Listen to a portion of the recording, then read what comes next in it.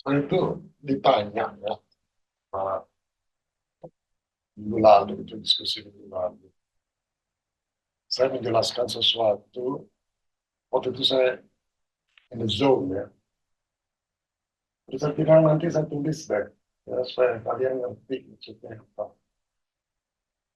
Nah, tapi waktu saya sudah menulis ya, saya pikir-pikir lebih baik saya bikin video. Kenapa? Karena materinya susah. Nah, saya tulis waktu itu bahwa saya itu join UBSG itu sekitar Agustus 2001. Yang saya bergabung serta pasif lah di situ. Nah, pada waktu itu kebiasaan kelompok UBSG itu membahas paper yang diminati. Jadi semua anggota itu bebas berpendapat. Ya karena waktu itu saya belum pernah membaca buku Gantia, saya itu begitu terpesona, sekaligus kebingungan melihat dan mendengar diskusi itu. Karena saya melihat diskusi itu serius, lalu istilah-istilahnya itulah yang bikin uh, terasa sangat ajaib di telinga saya. Tuhan lipat tujuh. Saya pikir ini istilah yang benar atau salah terjemahan. Morontia. Nah, kalau itu udah pasti bukan salah terjemahan. Kaligastia itu nama. Nah, jadi secara spontan ya, saya ingat sekali itu diskusi pertama itu. Secara spontan dan intuitif. Nah, ini yang intuitif. Kenapa saya katakan intuitif? Karena ternyata di kemudian hari, ternyata benar intuisi. Saya bertanya, apa nggak sebaiknya kita mulai membicarakan tentang realitas dulu?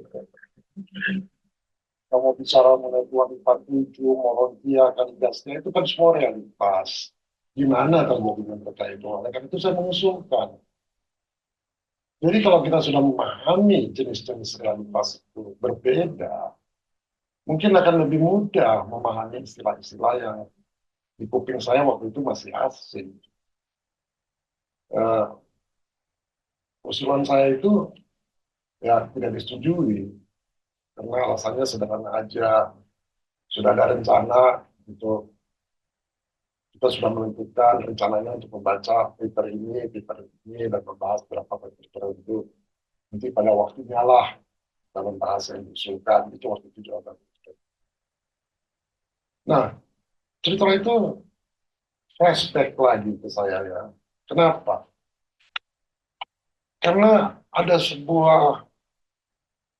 revelasi, sebuah revelation yang besar yang mengubah pemahaman saya tentang banyak hal. Bukan hanya tentang buku Rantia, tapi banyak hal. Banyak sekali hal dalam aspek kehidupan saya. Dan sesuatu yang saya alami ini hendak saya bagikan karena akan membuat kalian juga bergetar. Karena saya bergetar banget melihat itu, yang mendengar itu, membahas itu. Ketika saya dapat pencerahan itu. Nah, sering orang itu alergi bicara tentang IM. Bahkan di buku Rantia sendiri bilang harus hati-hati membaca, membahas mengenai IM. Sebagai suatu konsep filosofi, hati-hati, hati. Oleh karena itu saya juga hati-hati sekali membahas. Kelahiran IM itu harus kita anggap sebagai satu peristiwa sangat penting, bahkan terpenting untuk memahami buku Rantia. Karena dia merupakan kelahiran IM itu. Awal dari semua realitas. Kalau kita nggak mengerti awal dari realitas, bahkan pre-realitas, maka membaca sesuatu itu akan ngambang. Jadi ayam itu adalah satu entity, satu entitas yang beyond, melampaui semua. ya, keberadaannya. Dia itu sumber dari apa saja, termasuk sumber dari lahir ke Tuhan. Itu dahsyatnya. Jadi kalau kita mengerti siapa Allah, maka ini akan membuka banyak hal yang tersembunyi dan amat rahasia dari buku gantian. Paham nggak tuh?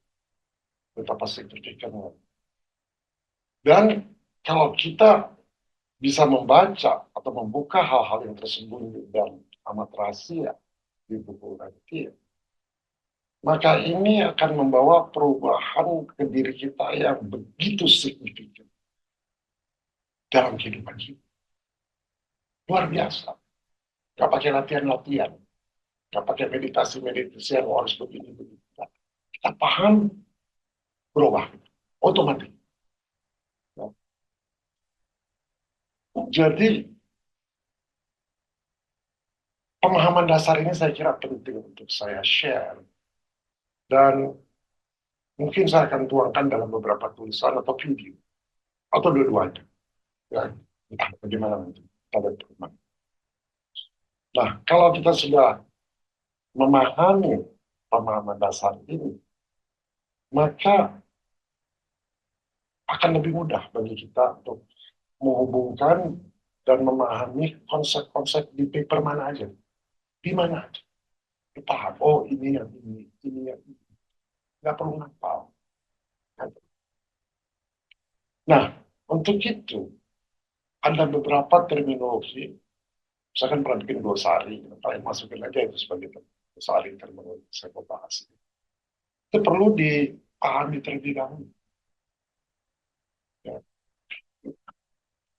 Saya break dulu ya.